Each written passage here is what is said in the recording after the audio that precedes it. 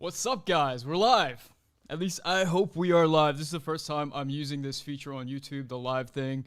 I've done a lot of live streams in the past. That's kind of in my other life. I actually do videography and professional streaming and stuff like that for events and stuff like that. So I've used streaming before for other capacities, but this is the first time I've done this for myself and the first time using Streamlabs and stuff like that. So I'm kind of learning as I go, trying to figure all this stuff out. Actually, I hit the go live button like a half hour ago because I'm used to a system where you hit go live and then you have to hit go live on the on like YouTube or wherever else. But that's not how this works. This you hit go live and you're live. So I made a mistake, but I'll probably make a few more because it's the first time doing this. So I'm kind of fired up. This is I'm all nervous, man. I'm used to like being in the room by myself and like being able to go back and edit, but not going to be able to edit this. This is live.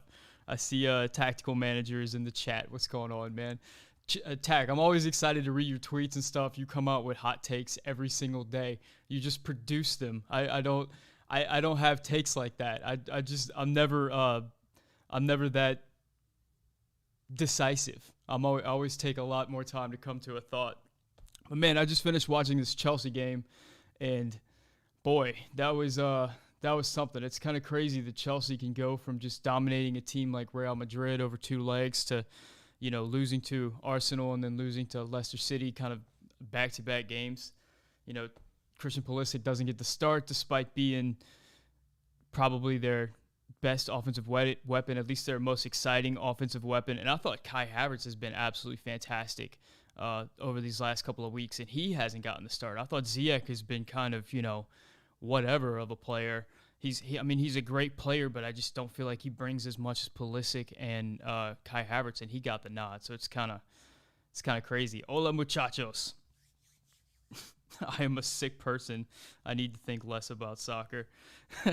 Yeah, man, I've been putting it out there to see how many games people watch a week to just kind of get a feel for that. And I was surprised how many people said that they only watch like 1 or 2 games a week. Because like Tack said on Twitter, man, I'll watch like 10 games. I might watch 2 or 3 games a day, like on a weekday. If there's like Champions League and there's MLS, I'll watch a bunch. And then by the time you get to the weekend, I'll watch the game as soon as I woke up. I watched that Bremen game and then right into the Chelsea game, and now I'm watching an MLS game, and there'll probably be more games. Yeah, it's pretty much all-day soccer for me. So anyway, I got a lot of topics to get into. There's a lot of stuff I want to do. I'm not sure, since this is my first time doing a live stream, I'm not positive how time is going to work out. I'm trying to get like maybe a half hour to 45 minutes, something like that. But if there's questions, if there's stuff that you want to discuss, please let me know, and we'll try to get to that. Yeah, over the weekend it's very easy to watch 3 or 4 a day. Man, Chelsea, I see someone said Craig Burley's going off about Pulisic not starting. Chelsea's one of those teams that they don't have like a true striker, and there's a lot of teams running without a true striker right now, and that works if you have a fantastic team that can create chances and you can get it done, and you kind of eke out victories, and we're seeing that right now with Chelsea, and we're seeing that with Man City. But there's something about like having a great striker that can just score a goal all on his own, like we see Erling Haaland do with Dortmund, and we see Lewandowski do, we see Karim Benzema do with Real Madrid, where even if you're not creating a ton of chances, even if the game is going against you, they can just pull a goal out of nowhere. And that's something that Chelsea don't have. They have to create every single opportunity that they get. And they have a ton of creators out there, but they just don't have that guy who's just going to go out there and get that goal against the run of play. So I feel like they're leaving a lot of points out on the table, just not having that striker. And we've seen that that Timo Werner, despite all his goals in the Bundesliga, has not been that guy for Chelsea. But he had like 35 goals last year, and he has like 12 this year. It's been rough. I thought that whenever Werner came in that he was going to be that guy for Chelsea, but it hasn't seemed like it. I mean, whoever gets Haaland, the Haaland sweepstakes this summer, it seems like it's going to come down to Chelsea or Man City. Those are the two teams that are going to be able to spend that big money. So whichever team gets him, I think that they're going to be dominant in the Premier League for the next 4 or 5 years or so. Hey, we got a donation. Thank you so much, D-Mac. Does Tuchel think over his lineup? Starting an out-of-form Werner over Pulisic is criminal at this point. Thoughts? Yeah, I mean, it's very tough because they're playing in so many competitions and they have so many games. And you also look at Chelsea's lineup, and they've got, like 5 or 6 attackers that are really quality players. It's just that they haven't really found that cohesive unit, that those players that just work well together and can play game over game. Timo Werner offers a lot his tactical awareness is very good. His defense is very good. His counter pressing is very good. And the reason why has the opportunity to miss so many chances is he just puts himself into positions to get chances so often. So that's a part of his game that you've got to appreciate. If anybody has been watching Bremen this season with Josh Sargent, one of the big issues with Josh Sargent is he's not putting himself in positions to get chances. Timo Werner does that. He's just not delivering like a player that's getting paid his kind of money is expected to deliver. I'm a little bit biased towards Pulisic. I don't know if you could tell that. Maybe it's the Pulisic doll that I have behind me. But, yeah, I think he should be starting every game. But then again, I mean, we're so fickle as fans. I always think that fans, particularly U.S. men's national team fans, because those are the ones that I talk to the most, we only have memories that are about 4 weeks old. That's all that we think about. We only think in a space of 4 weeks. So Pulisic went from going to Chelsea during that transfer and everybody thinking that it was a mistake, that he'd never see the lineup at Chelsea, to getting in the team and looking pretty good and becoming a starter, to becoming a star, and then getting to the point where he's getting injured a lot and people are saying he's being played too much. He needs to be a super sub the rest of the season. They need to pull back, to then being like he needs to start every game, to then, it just goes back and forth. So as fans, we're just never going to be happy. But hopefully, because he missed this FA Cup, maybe he starts in the Champions League final. I'm pretty content if Christian starts in the Champions League final. I'll be happy with that. Let's look at some other questions. ESPN FC going on about Pulisic. I mean, ESPN FC, they're targeting the American audience. So, of course, they're going to talk about Pulisic. You got to keep that in mind. Unless you're watching a game that has the world feed, you're most likely watching a game that's targeting the American audience. So they're always going to be talking about the American players more. That's just how that goes. Kicking it with Drew, my boy. What's up, dude? If Chelsea win the UCL, you got to make us some chocolate chip cookies. Yeah, for sure, man. I got to mail you some, dude. I got to mail you some of that, and I got to mail you some beer from around here. We have the Abita beer, and we have the Parish beer. Parish is made right where I live in Acadiana, so I got to mail you some of that. I don't know how to mail beer, if that's even legal. I'm guessing it's legal, but I'll mail you some. Let's see. Tuesday's game for Chelsea is more important than today's. I'm trying to give Tuchel the benefit of the doubt for reasons why Alonso and Ziyech started. Think about Tuchel is he's just been so good for Chelsea this season. I mean, if we remember what Chelsea was like when Lampard in his last days was there, they were just a dysfunctional team. They couldn't move the ball from defense to attack. They were leaking goals like crazy. They were struggling to score and create chances.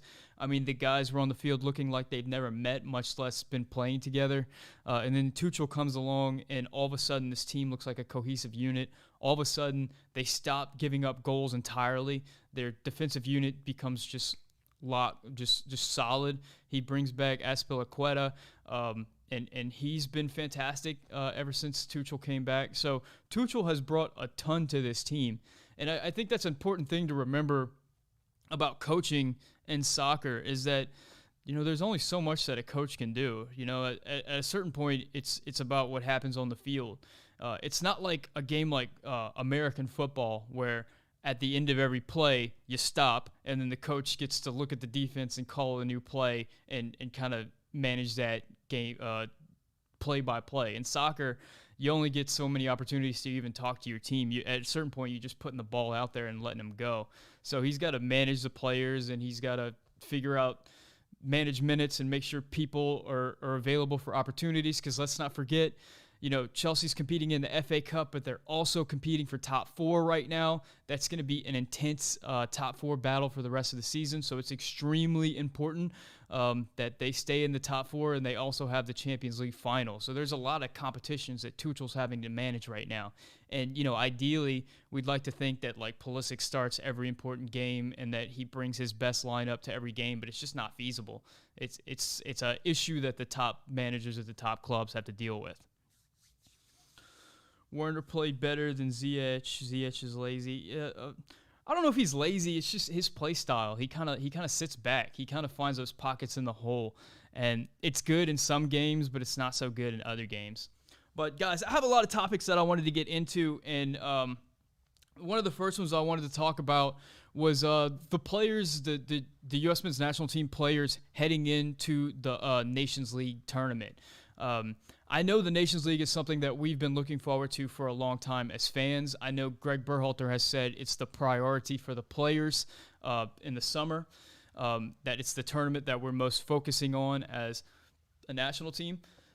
But I found it really interesting watching Weston McKennie's podcast whenever he was on the Cracked podcast with DeMarcus Beasley and Oguchi Onyewu.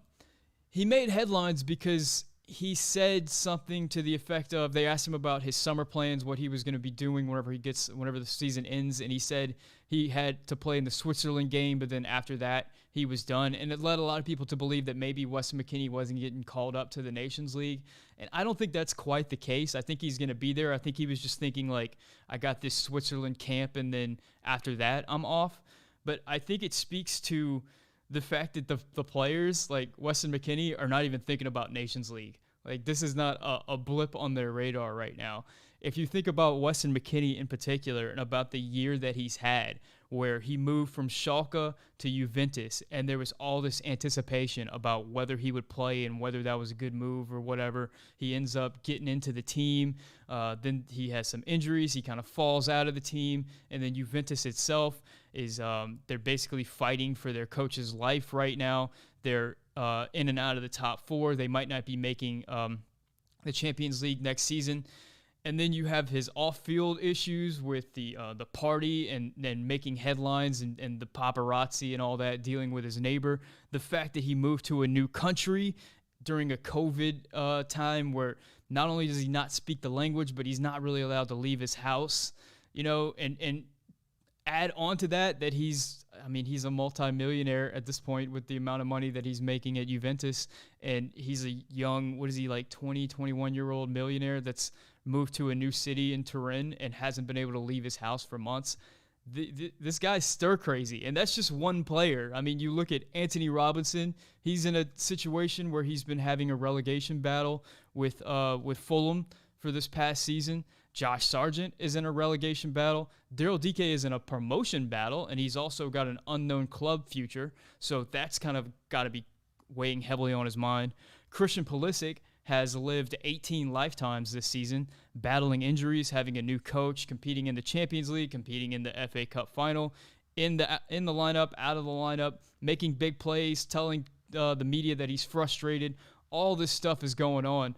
So the point I'm really trying to make is that I know that we care a lot about the Nations League going into that tournament, but I'm wondering where that players are in their heads right now, because the vibe that I'm getting is that they're more or less like seniors in the last week of high school, where they're looking forward to the end of the season, and they're like, I just want to go on summer vacation. I want to see my family. A lot of them haven't really seen their family that much this year. They want to go back to America and go on vacation because America's a lot more open. Remember, a lot of these European cities, you can't really go out of your house. Everything's still under quarantine, and they're also under a ton of scrutiny if they're playing at top clubs.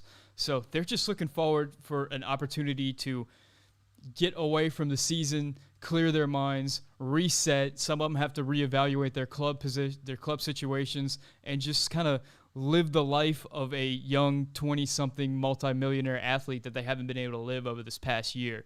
So I'm just wondering, going into this tournament, what the headspace they're going to be in whenever they start playing. I know that they're extreme competitors, and whenever the ball gets rolled out there, they're going to be 100% in that moment. But going into that, you gotta feel like they're seniors in high school, just like the last week of senior year, and you got that last assignment, and then after that it's over, and you're throwing your books in the air, and you're done, and you never have to go back. I feel like that's the space where a lot of them are at right now. Let's see what we got in the chat right now. Let's see. Good Wi-Fi for sure as well. Yeah, the camera's pretty good, man. It's a pretty good quality. How does your stream look so good? So if I've mentioned it before a lot, but I actually do video production for a living. I own a video production company. This is kind of my life. So I have really good equipment. I have good cameras. I have good lighting. I have like a lot of stuff. You guys can't see all the stuff around me right now, but I've got. One day I'm gonna put a behind the scenes camera so you guys can actually see the setup, because there's a lot going on right here. Let me see if I can pull this reflector in right here. You see it reflecting light on my face. There's a lot going on. So if you guys have some questions, please put them in the chat. I think the title of this stream was the U.S. Men's National Team Depth Chart. And I think that's an interesting conversation right now, because we're heading into this Nations League tournament. And there's been a lot of discussion on Twitter and other places in the U.S. Men's National Team world about where players fit in, like a Julian Green, or maybe a Gianluca Busio, or Luca De La Torre, Caden Clark, Cade Cowell, Caden, all these characters. And I think it's important to remember that Greg Berhalter has been leading up to this Nations League tournament for a while, and he's kind of circled the Nations League as an opportunity to really put forth the best lineup that he has right now. It's been something that he's been building to, and whenever you're building towards something, there comes a point where you kind of have to slow down in introducing new players and kind of go with what you have. And I think that that's the approach that he's going to make coming into this tournament. So I know that there's been a lot of outrage about Julian Green. I have a phone camera and a lamp, dude. We got to talk, Tack. I can help you upgrade your system. I can give you some ideas of things that can spice things up. You don't have to spend a lot of money to make some big improvements to your setup. But I'm not here to talk about videography. I got to talk about soccer. So two of my favorite things in life are videography and soccer. So it kind of makes sense that I started doing this to kind of put them together. But anyway, back to the Nations League. So I think that I've seen a lot of people talk about like Julian Green, whether he belongs on this roster or not because of the season that he's had in the two Bundesliga, comparing him to a guy like Sebastian Lletget, or maybe a Luca De La Torre, or maybe a Kellen Acosta or a Jackson Ewell or something like that. But I think it's important to remember that Greg has seemingly been building towards this moment, this Nations League moment. And I think that his expectation going in is the Nations League is going to be this tournament of the best of what he's seen over the past few months, where he's been building this roster towards this moment. And then he's going to have the Gold Cup as an opportunity to give opportunities to new guys that we might not have seen before. I think for the most part, Greg has been pretty good about bringing in new guys and trying out new players. I think he's capped more players than any other coach so far. But as far as this particular tournament, I think it's going to be a lot of the regulars. I don't think we're going to see any major surprises coming into this roster. Now, specifically for Julian Green, I mean, Julian Green is a player, I had to look it up to see when the last time he got a cap for the national team, and the last time he got a cap was actually during the Dave Saccharin era. He hasn't gotten a cap under Greg Berhalter, and that's pretty interesting. You would think that with all the new players Berhalter's called in, that Julian Green would be one of them, but at the same time, with all the COVID restrictions and everything and all the issues out of Germany, you remember that camp we had where half the German players were supposed to go back and couldn't make it out. It's just been a crazy year logistically. So maybe that's part of it, or maybe, there's another part of it where he just doesn't rate Julian Green. And I remember the last time I saw Julian Green play for the national team, it was in that Dave Saccharin era where there was just a ton of new and young players coming in. And I remember he played in a game with Tim Weah, and he got called in as a substitute. Weah and Green both got called in. And I remember in that game that Green just felt like the slowest player on the field. Not just in his speed, like his pace-wise, but in his speed of thought and his speed of play. I remember seeing the ball whenever we go into like Tim Weah, Weah kind of knew what he wanted to do with the ball as soon as it got to him, and it was in and out, and he was creating and combining it and creating chances. But Green, on the other hand, just seemed like he needed an additional second or two to sort of make up his mind and get the ball out of his feet and move it to the next player. It, like, whenever he was combining with Tyler Adams, it just like there was a noticeable difference in the speed of play.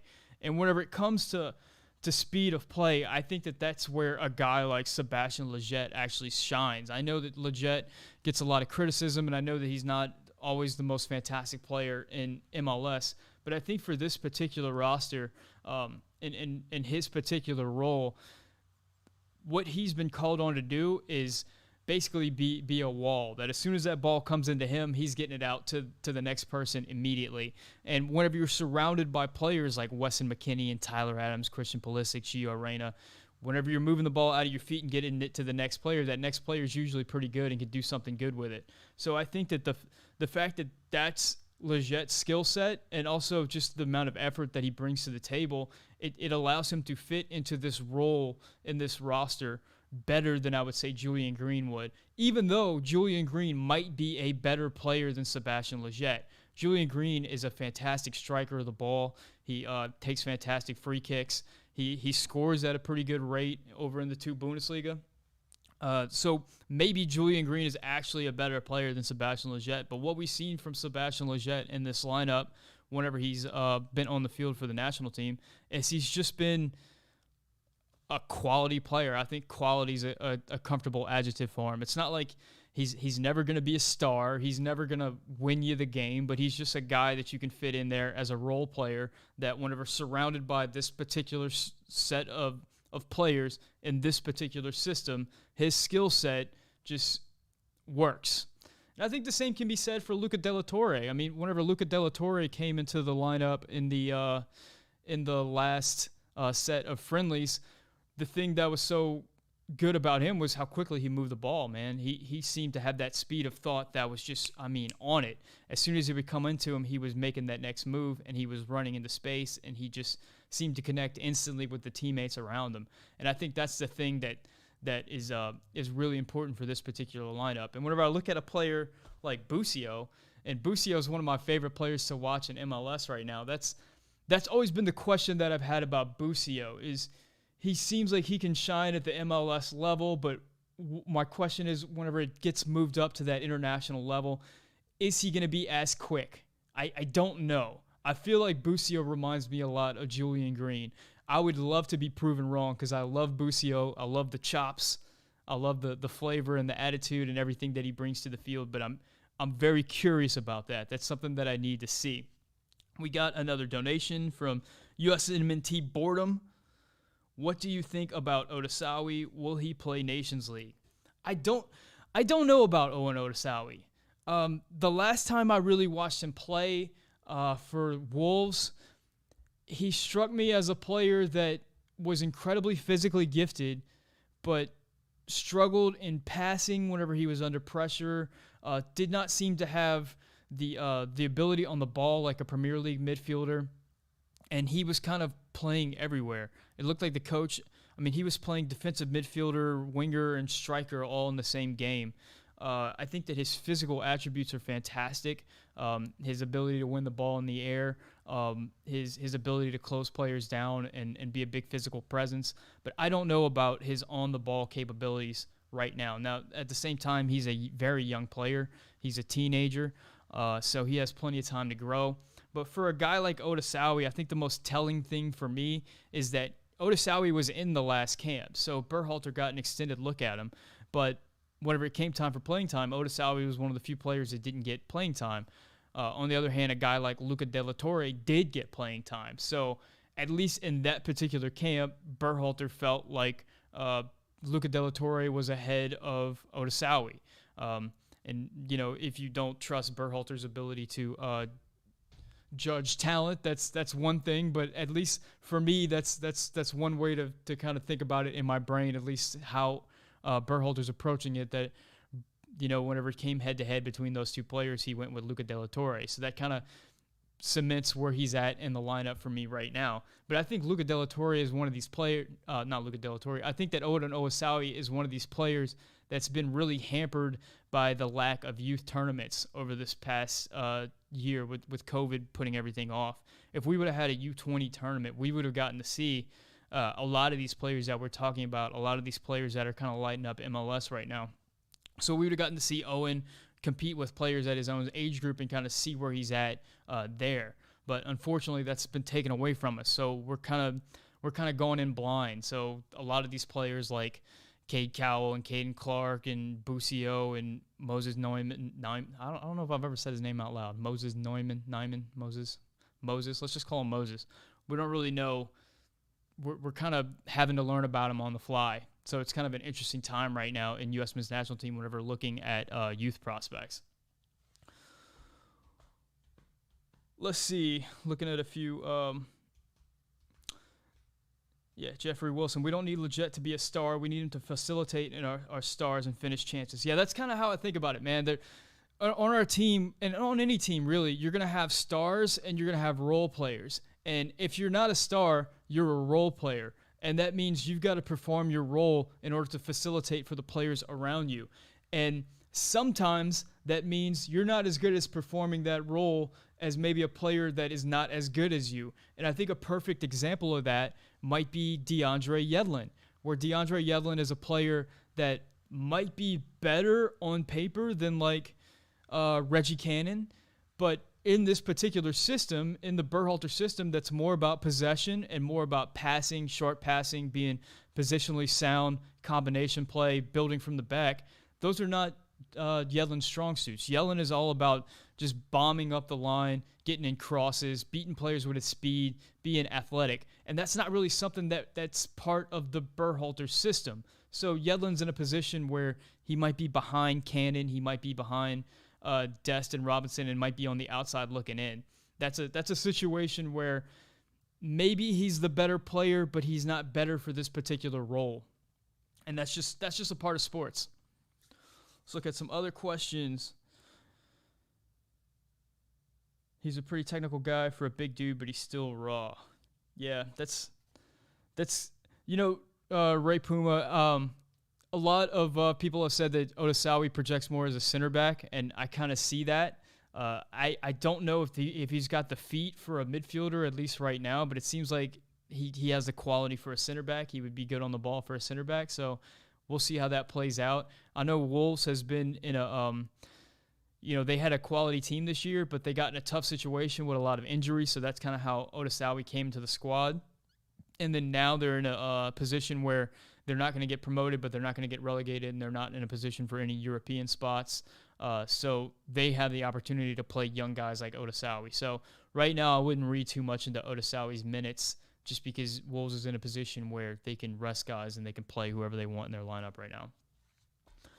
Why does Berhalter prefer old MLS guys like Roldan when guys like Clark or Busio are playing just as good, if not better?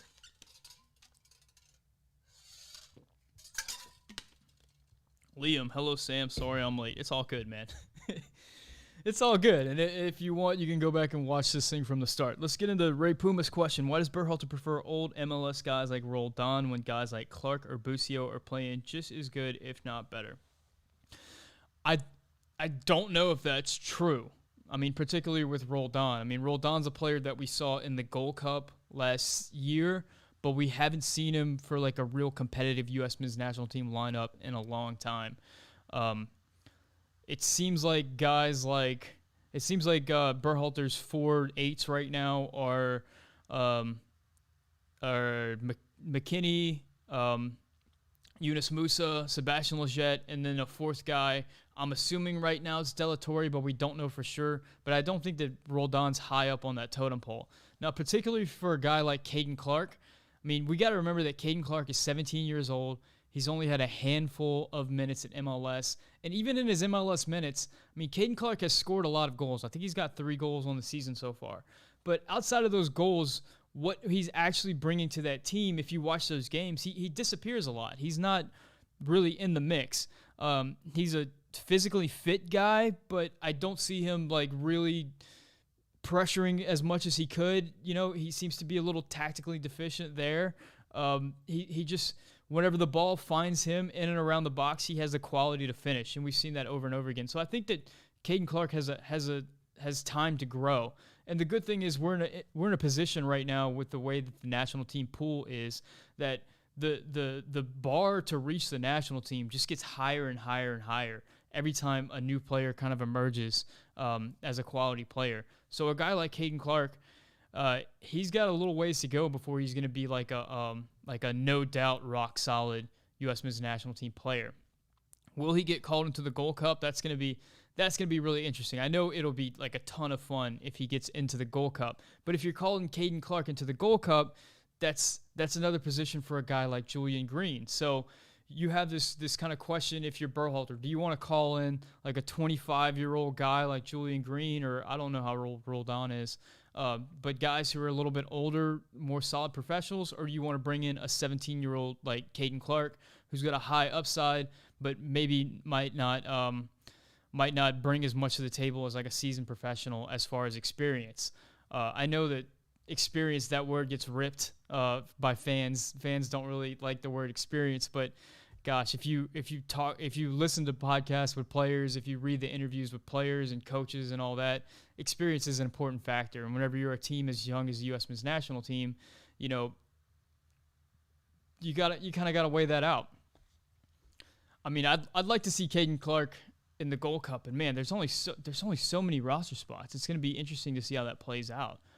I'd really like to see Busio as well, but I mean, and we got to be fair, guys. Roldan has had a great start to the season. Roldan gets a lot of crap for his Gold Cup performance. What was it?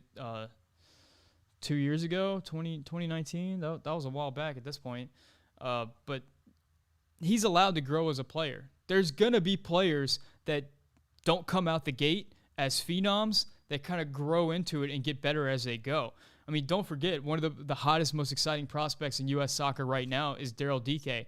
And Daryl Dike was not a 17-year-old phenom in MLS. He was not a player that was identified in the youth levels for U.S. soccer. He's not a player that we've been talking about and excited to get into the national team since he was 15 years old, like a Alex Akala or somebody like that.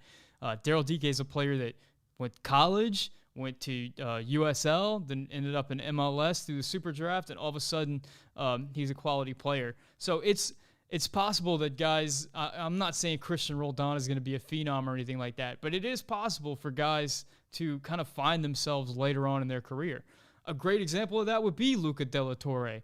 Luca De La Torre, if you guys don't know, was on Christian Pulisic's U17 teams. He's the same age as Christian Pulisic. They're both 22. Luca De La Torre was a player from that team who was expected to go on and do great things, to be a quality player. But he kind of fizzled out at Fulham. Whenever Fulham was in the championship, he kind of was able to play and get into the games every now and then. But whenever Fulham was in the Premier League, he just wasn't he was spare parts for that team at that level. And he ends up going out to the Dutch league at Heracles, and he finds a level where he can play and he can get better. And he's gotten better. He's become a solid professional, and he's become the point where he's reached a position where he can be called into the national team. So you don't have to be a premium prospect as a teenager to necessarily become a great player. There's a lot of paths to becoming a solid player, and it is possible for guys who are a little bit older in their careers to make that happen. So I never like ruling out anybody. Anybody can be great at any time. We've seen it over and over again in soccer with guys like Jamie Vardy, who kind of come out of nowhere and become one of the best scorers in the Premier League. It happens all the time, so we shouldn't rule it out. Let's see, what else we have? I don't see how you leave Clark off Olympic qualifying and then turn around and bring him to the Gold Cup. Man, that Olympic qualifying was tough, especially all these players that we were excited about potentially getting call-ups, like Caden Clark, like Gianluca Busio, like Eric Williamson. These guys that got snubbed have had great starts to the MLS season.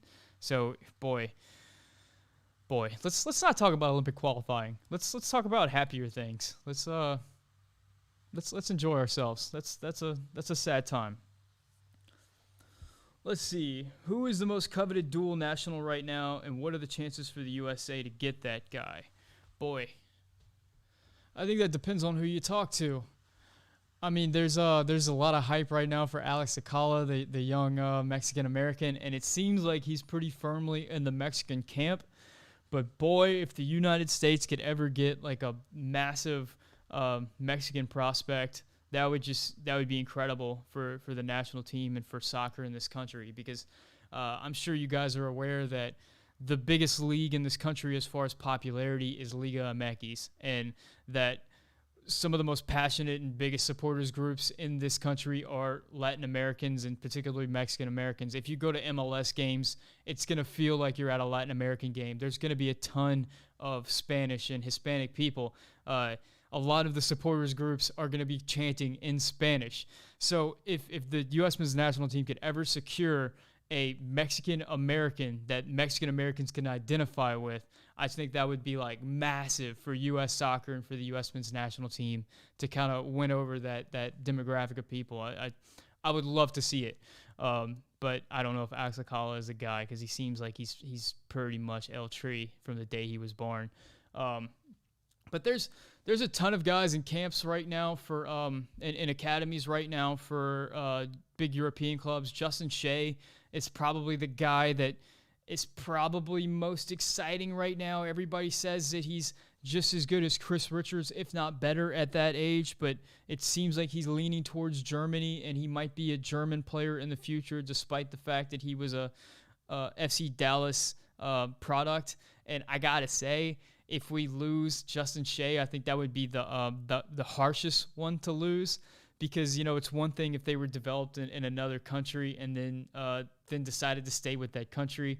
Boy, it hurts way more whenever they're like one of our own and came up through an MLS academy and then end up playing for another nation. I mean, imagine if Justin Shea starts a World Cup for Germany, having been a product of the SC Dallas Academy. Like, that would be kind of crazy. Like, that would be like everything's topsy-turvy. I don't want to think about that future. Let's see.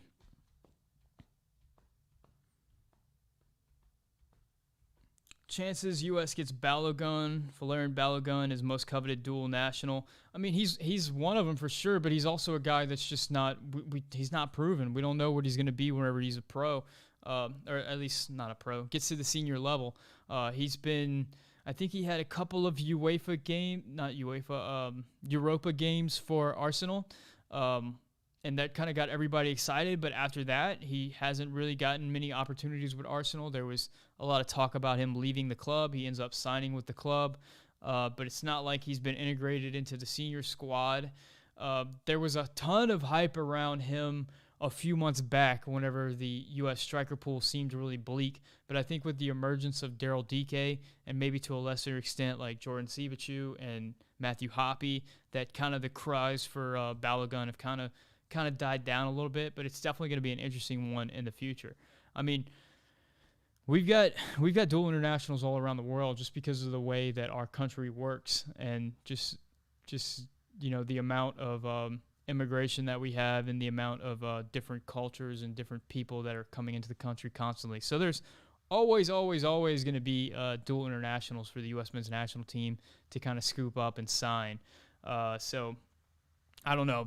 Maybe we lose Balogun, but maybe there's another Balogun right behind him in the pipeline that's even more exciting, you know? So I'm kind of waiting for them to show me what they can do at the senior level before I, you know, get way too excited and say that he's the most coveted dual national out there right now. I don't know. Could be Justin Shea. Could be somebody else.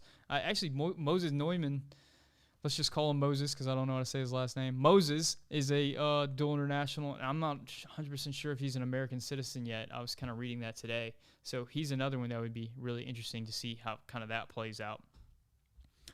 Honestly think we have a problem in our striker position. Sargent, Hoppe is inconsistent. DK has a horrible ball control from Solrak.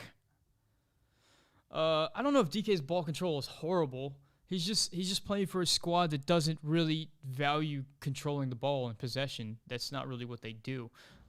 They're more just kind of kick it long and kick it really high in the air, and then once it hits the box, everybody scramble and let's make something happen. Whenever he was playing with Orlando City, we saw a lot more of his technical side. So there's a question mark about what he can do if he gets an opportunity with a team that's more possession-based and values possession more. We don't really know yet. That's something that I'm really interested to see whenever he's playing with the U.S. men's national team, how he handles the ball in possession, and if he makes a move, if he secures a move to the Premier League, how that works out for him. So I'm not ready to say that he's horrible in ball control. It's not his strong suit. He's not as good at ball control as he is at being a incredible athlete and just finding ways to score and just being in the right place at the right time, which is definitely a skill set. I mean, those are things that he does incredibly well. But he's also young. What is he, 20 years old, 21 years old? So he has an opportunity to learn. And Josh Sargent, man. Boy, I don't know if you guys watched that Birmingham game this morning, but that was tough. I mean, yeah, Sargent's playing on a terrible team. Yeah, they don't create a ton of chances, but also he doesn't really give you that confidence that he's going to score in those few chances that he gets. He got a couple of half chances today, and it's just like, there's always a defender in the way, or he hits it at the goalie, or doesn't quite get the contact right, or he's just millimeters away. He doesn't, in those little bitty half chances, he doesn't connect. Compare that to a guy like DK. DK, in those little bitty half chances, he seems to always come through, man. DK takes opportunities out of nowhere and just hammers them. So, yeah, that striker pool. I feel better about the striker pool than I have in years, but it's still a big question mark. It's still somebody's got to step up and command that position. So we'll see how that goes. Altidore didn't reach his potential, so he left you wanting to see more. Yeah, that's true. I was a big Josie Altidore fan. Basically, my whole U.S. men's national team fanhood. That's kind of what got me into the sport, was seeing guys, very young guys who were my age, like Josie Altidore, Michael Bradley, even Freddie Adu. Knowing that we had these young American players that were going to go out there and potentially be some of the top players in the world. That was really exciting, and that's whenever I started tracking U.S. soccer. And it was way harder to track U.S. soccer than it is now, man. We didn't have gifs of goals immediately after they were scored. We didn't have we didn't have every touch videos and so many ways to follow. You kind of just got a line. It would just say, like, you would go on like Soccer by Ivez's Yanks Abroad recap, and it would say like Josie Altidore played 60 minutes and got a yellow card, and that's like the only information that you got on the player for the week. Now Matthew Hoppe scores a goal, and like 10 seconds later there's a gif of it, and I can see it in high definition, and it's just incredible how far we've come.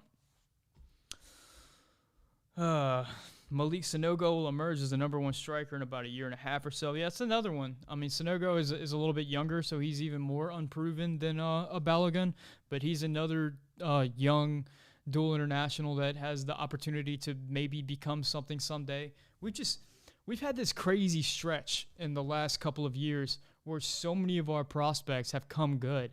I mean, it's incredible. If you look at that U20 team that had Tim Weah on it, and I mean, to this point, let's see, Mark McKenzie was on that team, Chris Richards was on that team, Serginho Dest was on that team, Tim Weah was on that team, Josh Sargent was on that team. So many of those guys have come good, have reached at least part of their potential. That's highly unusual. Usually a youth team like that, maybe like 2 or 3 guys will end up being a part of the national team. And I'm not even counting Paxton Pomykal. Paxton Pomykal was on that team as well, and he could still be a part of this team. Uli Yanez was on that team. Conrad De La Fuente was on that team. There's still guys from that U20 team that can end up being big-time U.S. men's national team players, and it's unreal that we've had such a high ratio of prospects reach that point. That's got to fall off at some point because it's unrealistic. But yeah, so we'll see what happens with Balogun, and we'll see what happens with Sanogo. Let's see, Soul Rat. Call me crazy, but I would trust Altidore more in the striker position only because he would try his best since he would want to prove himself once more. I mean, the thing about Altidore's whole career is he's just never been healthy. I mean, I don't think he's healthy right now. I think he he came into the MLS season injured.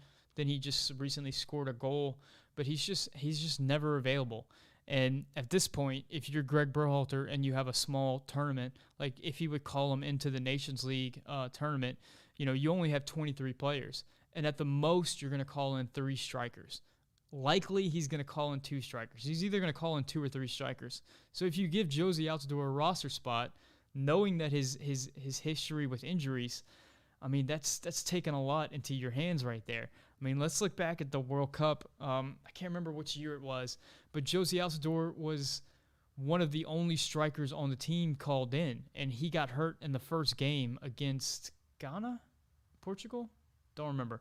But he got hurt in the first game, and suddenly the U.S. didn't have a striker that they wanted to rely on. I think they had Wondolowski on the team, but they didn't want to start him, so they ended up starting Clint Dempsey, and suddenly Plan A was thrown completely out the window. So if you're Greg Berhalter, I mean, even if Jozy Altidore goes on a scoring streak right now, how do you rely on a guy that's just so often injured, that has had such a tough hamstring history?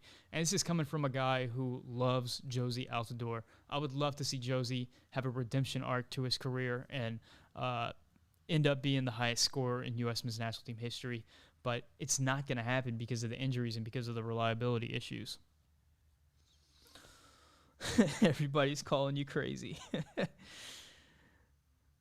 Mexico going to win the Nations League and the Gold Cup, amigo. Man, I don't know how to say your name anymore. It used to be anonymous. Now it's Mexicles. We'll see, man. I mean, the Gold Cup, I think Mexico definitely is going to have an advantage because just their depth. Mexico has a better 40-player depth chart than the U.S. men's national team does right now. But I think that top 23, the U.S. has an advantage just to the quality of players that we have. So it's going to come down to experience in the Nations League. The Mexican team has just been playing together for so long, whereas the American team has only had a few games together. I mean, realistically, Josh Sargent, Christian Pulisic, and Gio Reyna have played a total of 1 game together, which is absolutely mind-blowing. You would think that these guys, they would have grown up playing together, but they haven't. It's just with COVID, we haven't had the opportunities for our team to really play together and gel. So it's not as cut and dry as like who's got the best players. There's going to be more to it than that. But it's going to be fun for the Nations League. Also, that factor of where the player's head's going to be at, because we have so many of these guys that have been in relegation battles, promotion battles, have had these crazy intense seasons. So how into it are they going to be for the Nations League? It's going to be really interesting. I can't wait for the Nations League. I think that's clear. Richie Ledesma, Alex Mendez, Paxton, thoughts. Richie Ledesma was like really. Thank you, Javier Mendoza, for the question. Richie Ledesma was really kind of starting to turn that corner right before that injury, which is really disappointing, man. He was, is he playing for Ajax or PSV? I can't remember. But he was starting to get starts. He was playing in the middle. He was playing out wide, and he was showing off that he has that ability to be a playmaker. He's quality on the ball. He has great vision, and he's got a heck of a cross on him, man. He can find players. We saw that in a friendly with the U.S. men's national team. So Ledesma was really starting to make that turn, but unfortunately he got that injury, so it took him out. Ledesma is one of those players. We talked about roles before, whether you were a star player or a role player. And Ledesma would definitely be a role player at this point for the national team. So you have to wonder like what his position would be. So far, we've only seen him play as a winger. We've seen him play centrally for his club team, but only as a winger for the national team. And I think that's because Berhalter expects his midfielders, his eights, to put in an incredible defensive shift, to be pressing all over the pitch, to be kind of everywhere. And that's not really Richie Ledesma's game. He's not going to be a high work rate guy that's pressing all over the place. So he would be more of a winger for the U.S. men's national team, and that's a really congested position right now. But Ledesma's a guy that he's another one of those guys that was on that U20 team that still could come through and be a top player for the U.S. men's national team. Mendez, unfortunately, has been kind of he's kind of been blacklisted for his club. He was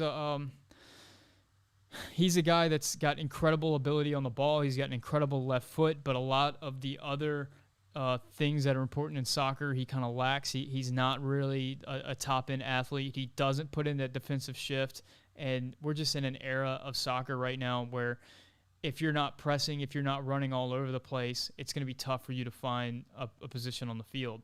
I don't know what the next move for him is. There's a league like MLS where they still very much employ 10, so maybe Mendez can come back and be a 10 for the national team. On to Paxton Pomykal, I am very high on Paxton Pomykal. I've been a Pomykal fan for a long time, and he's another player that's been devastated with injuries. But I think Pomykal, if he can get healthy, if he can put it together, he's a player that can be a starter for the U.S. men's national team. I said in my last video that he could potentially be that answer at 6. I still think I want to see what Pomykal can do as a 6. I think he can play the position. It seems like he has all the qualities. But he could also be an 8 or be that 8-10 player. I mean, that's really where we've seen him line up for FC Dallas most. He's like the quintessential perfect attacking midfielder right now because he's got such an incredibly high work rate, and he gets so many turnovers and stuff like that. He's kind of like a Mason Mount in that mold where he's just going to put in a defensive shift and be relentless. So maybe Paxton Pomykal comes in and that gives you the freedom to make Weston McKennie the backup 8, or maybe a Yunus Musa the backup 8 or something like that, and we resolve it that way. But I definitely think Paxton Pomykal has an opportunity to claim a roster spot in the top 23 of the U.S. men's national team when he gets healthy. Hopefully, he'll be up to speed during the Gold Cup. But, we have a ton of time between now and the next World Cup and even World Cup qualifying. So there's going to be opportunities for Paxton Pomykal if he can stay healthy. And if he can stay healthy, I don't think he's going to be in MLS very long. I mean, just the brief minutes off the bench for FC Dallas, he just makes things happen for him. It's pretty incredible to watch. He might have 20 minutes, but put in the ball to create the decisive goal. He's been so fun to watch. Let's see.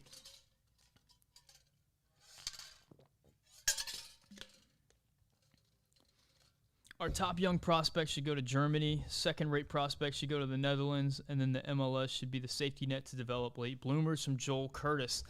Joel, it would be great if we could just kind of pick and choose where players go, but it doesn't really work like that. They got to find offers and opportunities. If you listen to, player stories about how they get scouted and how they get recognized, it's really interesting. Now in MLS, it's becoming a lot easier because there's relationships with European clubs and there's youth tournaments where European clubs are actually scouting Americans now, and there seems to be this market for Americans like there's never been before. But in the past, you kind of just had to take what you could get, man. And if you're a young American and you don't have a European passport, you got to figure out something until you're 18 years old. There's only a couple options you have. You can do like Weston McKennie and Chris Richards, where you went to Europe and you just sat on the bench until you turned 18, and then you could play professional soccer. Josh Sargent did that as well. Or you can do like a Caden Clark, who joined MLS and is playing there until he turns 18, and he's supposed to make a move then. But if you don't have that passport that allows you to play as a professional at a young age, it's tough. That's why guys like Christian Pulisic, Tim Weah, Gio Reyna were able to make that move because they have European passports, and that's not something every American has. Let's see. Sloan Hyde. Is Adams, McKennie, Pomykal with Reyna and Pulisic on the wings too attacking? I don't think so, man. McKennie and Pomykal have incredible work rates. They can get up and down the pitch, and they're defensive players. I would almost say that's like a very defensive lineup. It's just Reyna and Pulisic can create so much that that would be fantastic. I would love to see that particular lineup, or you can sub in Musa for Pomykal up against a Mexico, because Mexico like to pass the ball and move it and spray it out wide. But man, if you have these ball hunters out there that America has right now, like McKennie and Adams and Musa, boy, that's going to gum up the works. We saw in the Wales game, we saw in the Jamaica game, whenever we have that first choice midfield out there, it is very difficult to play the ball against the U.S., and we create a ton of turnovers in the midfield and the attacking third just because of these absolute pit bulls that we have in the midfield. Let's see what else. I don't know how much longer I'm going to be doing this, guys. We're pretty close to an hour at this point. What is the best team the U.S. men's national team can beat right now? Can we win a World Cup in the future? Let's see. The best team the U.S. men's national team can beat right now, I would say with the players that we have, we've gotten to the point where, first of all, soccer's a game where any team can beat any team on any given day. There's a 1 out of 100 chance where it can happen. We saw probably the greatest national team of the last 25 years was that Spanish national team that the U.S. beat in the Confederations Cup. Now, the U.S. had no business beating Spain in that game, but they did. The best team doesn't always win. The team with the best coach doesn't always win. The team with the best players doesn't always win. Sometimes you take 20 shots on goal and none of them go in, and the other team takes 1 shot on goal and that goes in, and that's all you need to win. So the U.S. can beat anybody. Now, reliably, I think that we're getting to the point where we can kind of beat top 15 to top 10 teams, but those top 5 teams in the world, that's going to be really difficult. And the reason is the same reason you ask, is America, can we win a World Cup in the future? If you look at what it takes to actually win a World Cup, if you look at the teams that have won the World Cup in recent years, like Germany and Spain and Brazil, they don't just have one superstar, they don't just have 2 or 3 players who play on Champions League teams. They have 11 players who are not just on Champions League quality teams, they're on semifinal Champions League quality teams. They're on the handful of best teams in the world. Whenever Spain won, their roster was made up entirely of Barcelona and Real Madrid players. And the majority of their roster was on Barcelona, and they played together every week, so they knew each other at a level that most national teams just can't get to. Whenever you look at Germany, most of their players were on Bayern Munich. Whenever you look at Brazil, these weren't just players on high-end Champions League teams. These were players they were the best players on the best teams in the world, and they had depth. So, I remember watching Spain whenever they were in the World Cup, and they had Cesc Fabregas on the bench.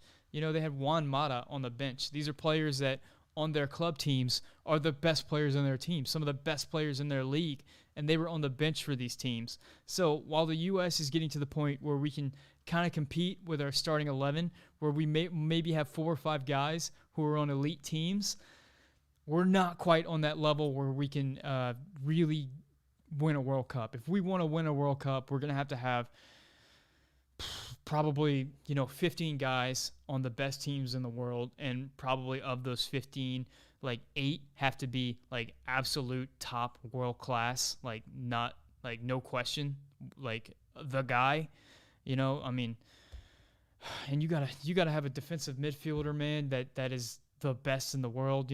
Brazil had Casemiro, Spain had Busquets, Germany had Schweinsteiger, they had Kroos, they had, Khedira, they had these guys who were absolutely elite. So it's not enough to just be on a Champions League team. You've got to be the elite of the elite of the elite to win a World Cup. It's the reason why there's only been a handful of teams that have won it. There's only been 6 teams that have won the World Cup. And it's mostly these Italy, Spain, Brazil, Argentina, France. They're the teams that win it. France is another one. They had Conte whenever they won the World Cup, and their roster was unbelievable. Ousmane Dembele was a sub for France. It was mind-blowing how much talent they had. They didn't even bring in Karim Benzema. They were so good that they didn't need Real Madrid's starting striker on their team. The U.S. is not in a position right now where we could tell Karim Benzema, you know what, Karim, thanks, no thanks. We're good. And until we get to that point, I don't think World Cup is in the picture. But maybe with the rate that we're making talent right now, with the rate that MLS is growing, maybe it's something that could be in the picture in the next 25 years or so, but not yet. Let's see. You guys are mostly arguing about Mexico. Mexicles is kind of a troll, so watch out for that. I like him, man. He's the only troll I have. I don't have many trolls. He's the one I got, so I like talking to him about Mexico. Let's see. Spain was so deep in the midfield that era that Mikel Arteta never got a cap in a friendly match for them, from Joel Curtis. Yeah, they were unbelievable, man. And shoot, whenever you look at like Brazil, whenever they have a World Cup roster, like Brazil has players that don't make their World Cup roster that would be the best player on our team. Like we're a little ways away, guys. Like it's just there's levels to this, and we're not quite on that level yet. What do you want to see change with the Nats? From Javier Mendoza, I think I'm pretty happy with the direct trajectory that we're on right now.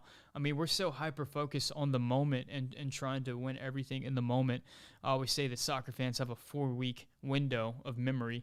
But, I mean, look at the U.S. roster just 2 years ago. Look at that Gold Cup roster that everybody complains about that had Christian Roldan and all these guys on it. And then look at the roster that we can put out right now.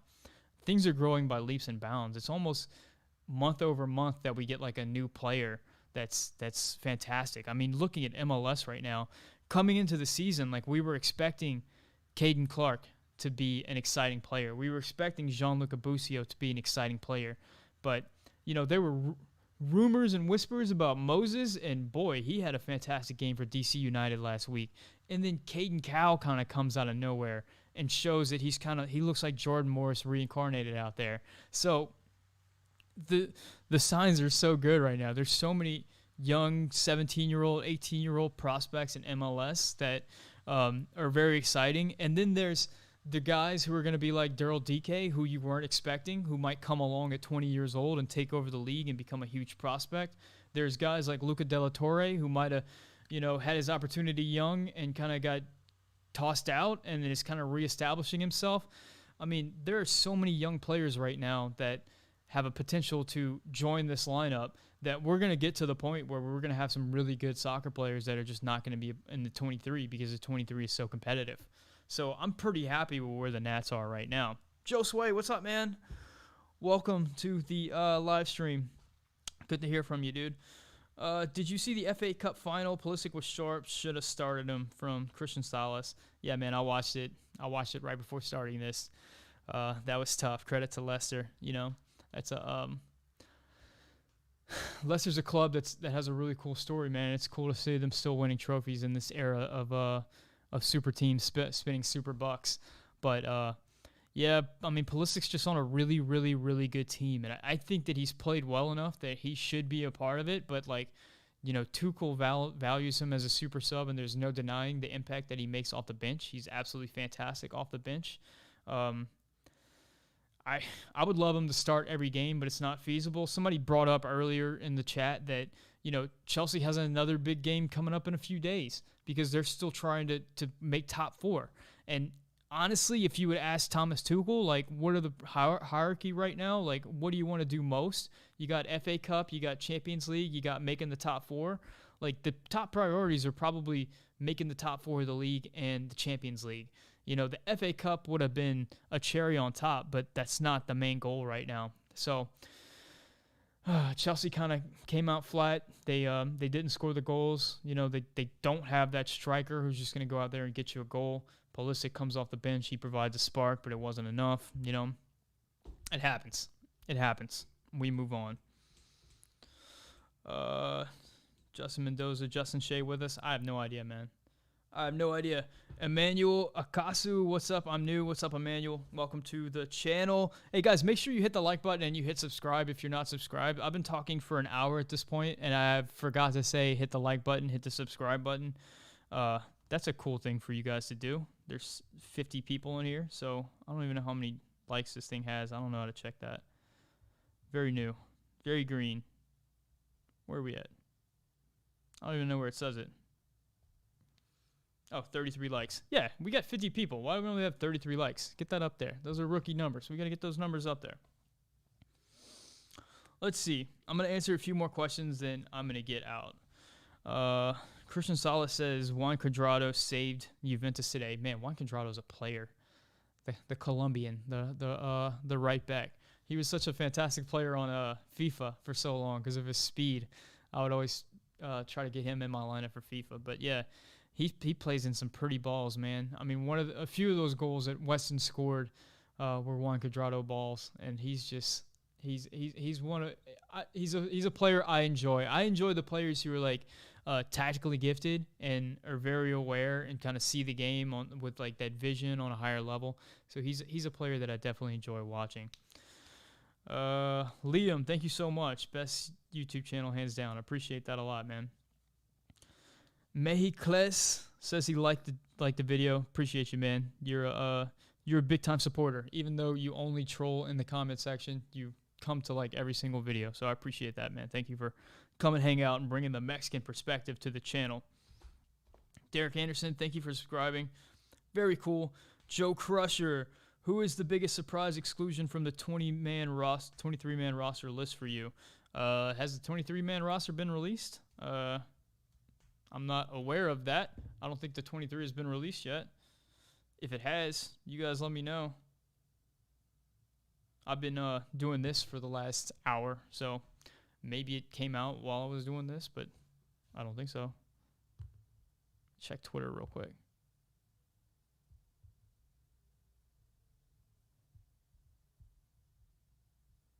Yeah, what are you talking about, man? Making me scared. What's your... No, man, the 23 hasn't been released yet.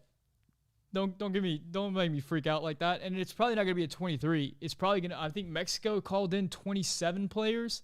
So we'll likely see something like that. They're likely going to be calling in a little bit bigger camp, and then they're going to cut down to 23. So we'll see what happens. And there's also, boy, it's going to be weird how it all shakes out, man, because just the logistics with the Gold Cup and the Nations League. I did make a My 23 for the Nations League video, and in that I kind of discussed that there are some players that might be on the bottom of the 23-man roster for Greg Berhalter who maybe you want to see in the Gold Cup and get extended minutes in the Gold Cup as opposed to this brief window for the top U.S. men's national team. So there might be some crazy surprises on this roster. Maybe we do see like a Christian Roldan or like a I don't know, some player that nobody's expecting, just because Greg wants a body in camp for this short 4-game window, but he wants to see another player get extended minutes in the Gold Cup. So I don't know. I'm expecting fireworks. Every time there's a roster release, there's going to be fireworks. Twitter's going to melt. It's going to be a big freak out. I'm going to make a video about it, but I'm looking forward to it whenever that day comes. Randall Gavin says, should Mexico be worried that less of their young players are opting to go to Europe and staying in Liga MX? Love the channel. Thank you, Randall. Yeah, and I think maybe Mehicles can give us some insight into this from the El Patri perspective. But yeah, it's definitely a thing that's been discussed a lot from Liga MX and from Mexican supporters, that they're not seeing their players get to Mexico. They're being retained in Liga MX. Longer than maybe other leagues. They're trying to get more money than maybe they're worth right now. It's been a weird balance. And Liga MX is having just a lot of issues right now. Like I know they suspended Pro-Rel for a little while. There's a lot of discussions about some type of joint league with MLS, like a North American Super League or something like that.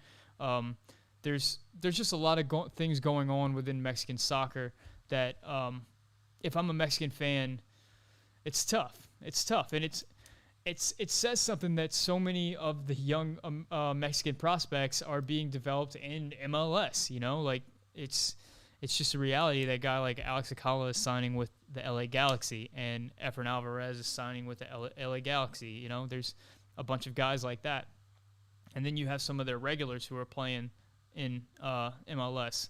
You know, like for as much as American fans talk about MLS players on the U.S. men's national team roster, there's a ton of Mexican players that are playing in MLS that are also on their senior squad. I remember in the last Gold Cup, Jonathan Dos Santos scored that decisive goal against us, and he was playing for MLS at the time. Pizarro, who just ripped us up, is playing for Inter Miami right now, I think. So yeah, there's a lot of issues going on with the Mexican league and the Mexican Federation and the Mexican team. It's always a soap opera for as long as I can remember. There's always been like just craziness going on with the Mexican team, whether it's in-team fighting, whether it's like, I mean, they got a guy like Carlos Vela who's not even a part of their team. I mean, there's just always something crazy going on with the Mexican team. So should Mexico be worried?